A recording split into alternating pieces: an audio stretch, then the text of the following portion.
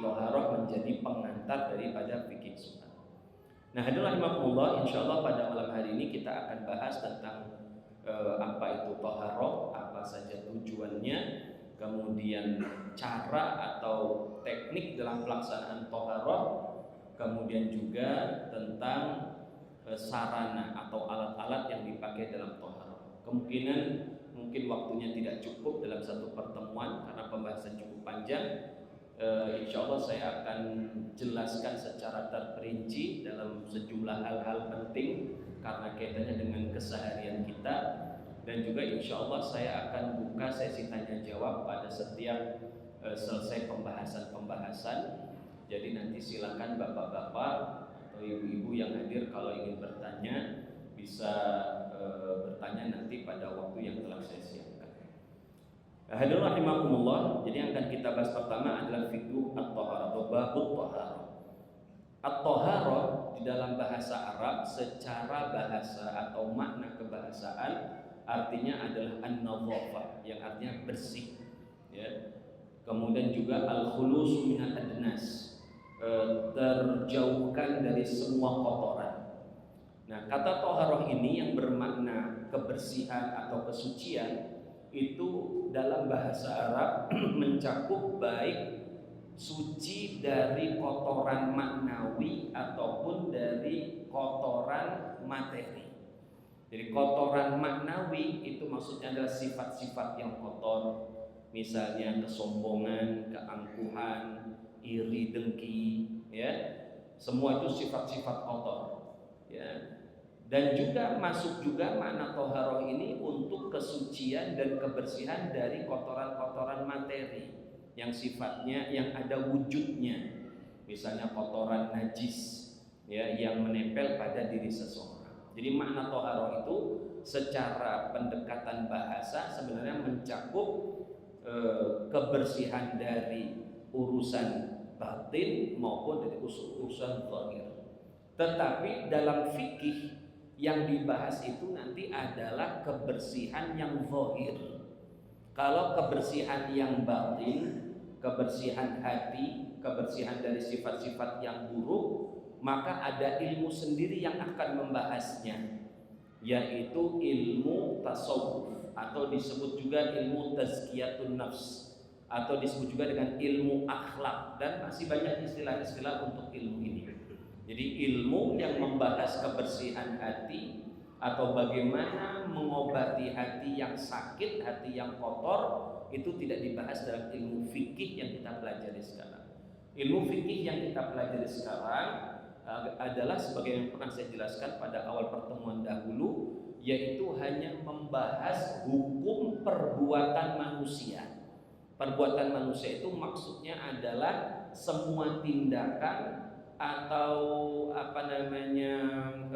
perbuatan yang dikeluarkan oleh manusia. Semua gerakan yang ditimbulkan oleh seorang manusia itu adalah perbuatan dan semua itu ada hukumnya. Misalnya kita sekarang duduk, itu ada hukumnya. Kita ke masjid, ada hukumnya. Kita ke masjid, ada yang pakai mungkin celana, ada yang pakai sarung, ada yang pakai peci, tidak pakai peci, dan lain sebagainya. Itu semua perbuatan dan semua itu ada hukumnya. Dan hukum-hukum perbuatan itu dibahas dalam ilmu fikih. Ya, jadi semuanya itu ada hukum-hukumnya dan dibahas dalam ilmu fikih. Jadi kembali lagi, toharoh secara bahasa artinya adalah suci, baik suci secara batin maupun suci secara zahir. Ya, tetapi yang dibahas dalam fikih toharoh ini dalam fikihnya adalah fikih secara zahir.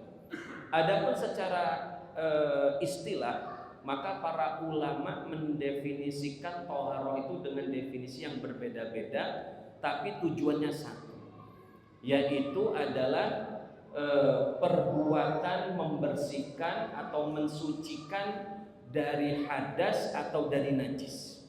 Jadi seperti yang saya singgung tadi di awal, bahwa toharoh ini diletakkan oleh para ulama sebagai pengantar bab sholat, karena membahas salah satu syarat sholat, yaitu kesucian, yaitu kesucian dari hadas, dan yang kedua kesucian dari najis, karena itu merupakan syarat dari keabsahan sholat.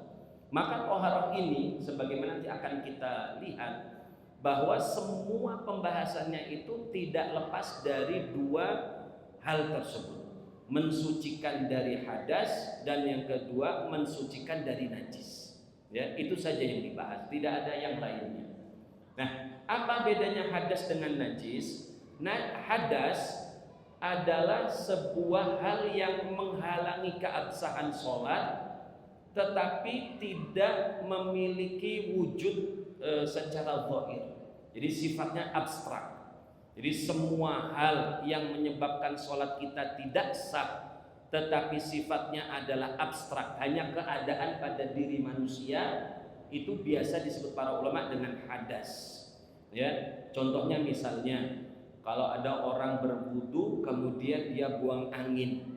Ya, buang angin itu menyebabkan orang itu mendapatkan hadas. Hadas itu bahasa kita tidak suci lagi. Tapi hadasnya kan nggak kelihatan. Ya, dengan orang misalnya buang angin, wajahnya ya tetap seperti itu, nggak berubah. Misalnya tambah merah, ya atau baunya tambah apa, kan nggak ada. Dia nggak berubah sama sekali. Bahkan kita nggak tahu kalau orang lain itu mendapatkan hadas, mungkin kita nggak tahu karena nggak kelihatan. Ya. Dan hadas ini hanya berlaku untuk badan manusia, tidak berlaku pada pakaian atau tempat sholat. Ya, jadi hanya pada badan manusia. Adapun najis adalah sama-sama juga sesuatu yang menghalangi keabsahan sholat. Artinya kalau ada najis sholat kita nggak sah.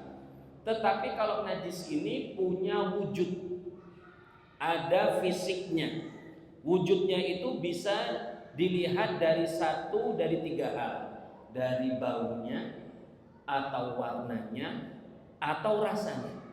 Jadi kalau ada satu di antara tiga ini, maka artinya ada wujud najis pada sebuah hal, pada sesuatu.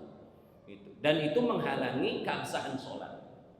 Nah, najis ini beda dengan hadas, dia masuk atau bisa terjadi pada badan manusia, maksudnya permukaan tubuh manusia, ya, atau pada pakaiannya atau pada tempat.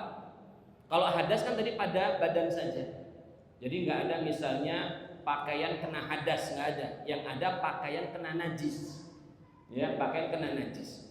Nah, itulah sedikit perbedaan antara hadas dengan najis. Jadi saya ulangi kembali, kalau hadas itu sifatnya abstrak, nggak kelihatan karena dia ada keadaan. Kalau najis itu ada fisiknya, ada wujudnya. Bisa dicium kalau berbau, atau dia bisa dilihat kalau berwarna, dan bisa dirasa kalau memiliki rasa.